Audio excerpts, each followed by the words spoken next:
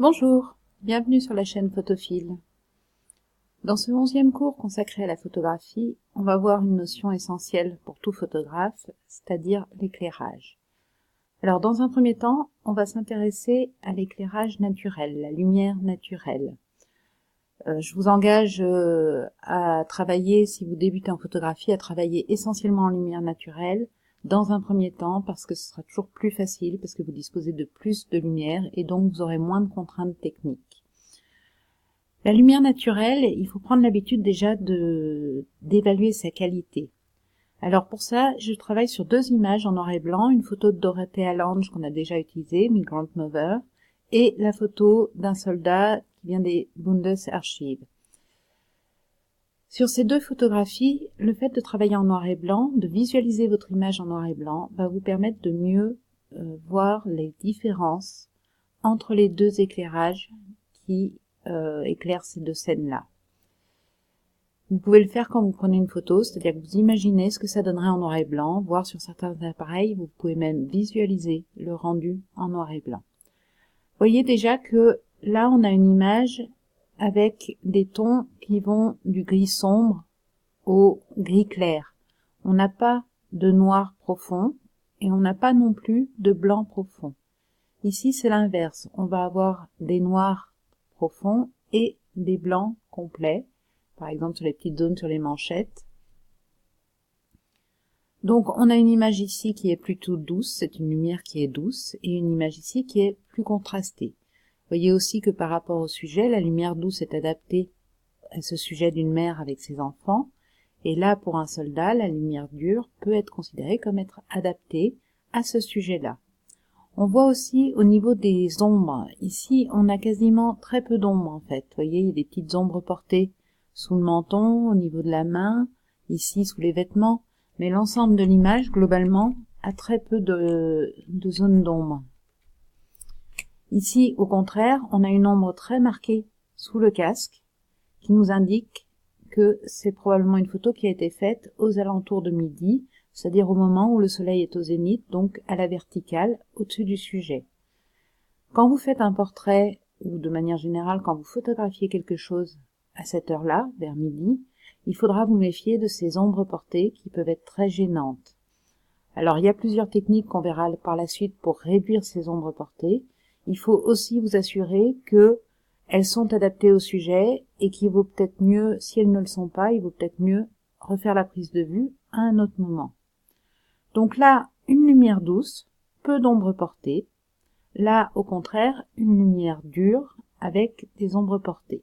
Essentiellement pour la lumière naturelle, ça va dépendre à la fois de l'heure de la journée, donc là par exemple une photo qui a été faite vers midi, et de la météo, c'est-à-dire qu'une photo, si vous photographiez un portrait sous ciel gris, vous obtiendrez en général des ombres plus douces, et le ciel gris peut être une lumière adaptée pour faire du portrait en extérieur, bien plus adaptée que une photo qui serait faite avec un soleil très vif. Donc ça, c'est la première chose. Visualisez la qualité de la lumière en termes d'ombre.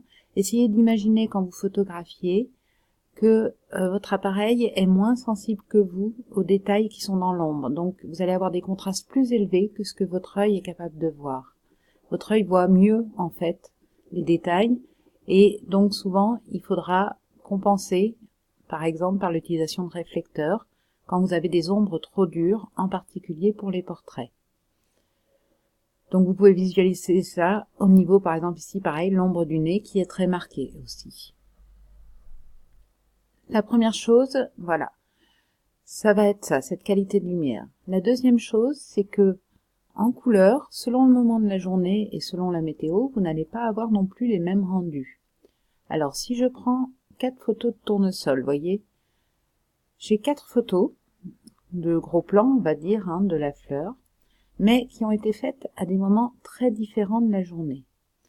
Si je démarre par celle-ci, par exemple, c'est une photo qui, pareil, a dû être faite approximativement vers midi. Vous voyez que les ombres sont verticales, donc elles sont vers le bas. Pareil, là, c'est-à-dire que ma source d'éclairage, donc le soleil, est à la verticale au-dessus de mon sujet, donc au zénith approximativement. Ici, j'ai inversement une photo avec des ombres rasantes, c'est-à-dire qu'en fait la lumière est rasante et du coup l'ombre est dirigée comme ça. C'est une photo qui a été faite le matin ou le soir. J'ai la même ici, pareil, avec des ombres qui sont horizontales, donc pareil le matin ou le soir. Alors, la lumière du matin, elle est très intéressante. C'est souvent une des plus jolies lumières, par exemple pour les fleurs, pour les paysages, parce que c'est une lumière qui est très vive. Les couleurs sont vives, parce que l'air est plus pur le matin que le soir. Les deux lumières, celle du matin et du soir, sont relativement chaudes, mais celle du matin est un peu plus froide que celle du soir. Et ces deux lumières sont très intéressantes en photographie. Encore une fois, celle du matin, vous la reconnaissez parce qu'elle est plus vive.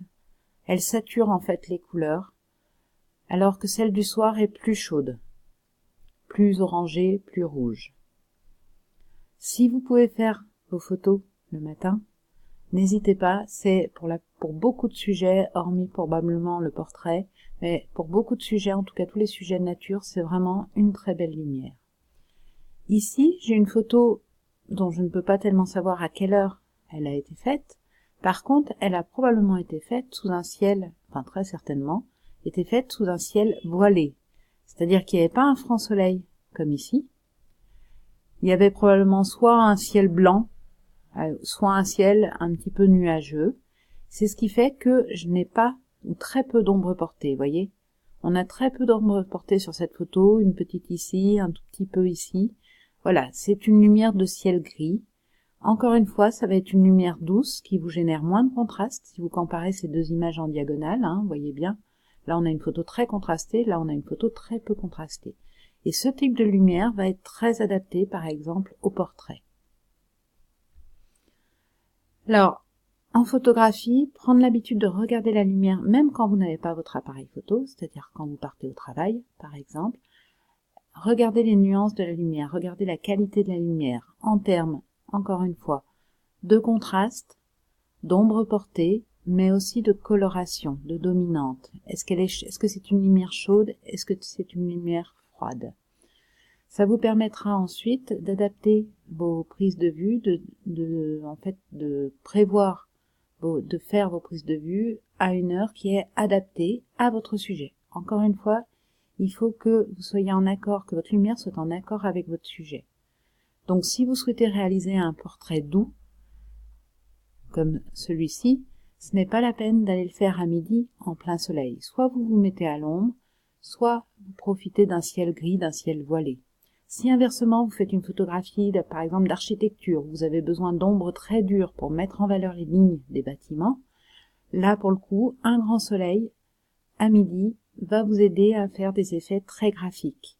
Vous voyez, vraiment l'important c'est ça, c'est que vous devez être attentif à la lumière dont vous disposez et éventuellement faire des repérages. C'est pour ça que les photographes professionnels font des repérages, c'est-à-dire qu'ils viennent à un certain moment et ils reviennent à d'autres moments pour voir à quel moment leur prise de vue sera la plus réussie.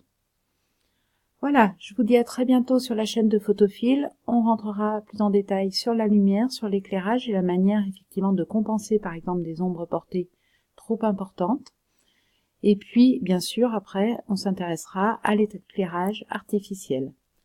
Pensez à nous mettre vos commentaires, pensez à vous abonner à la chaîne de Photophile, à cliquer sur la petite cloche de notification, et puis à partager surtout les liens avec ceux de vos amis qui pourraient être intéressés par ces cours. Je vous dis à très bientôt sur la chaîne de Photophile.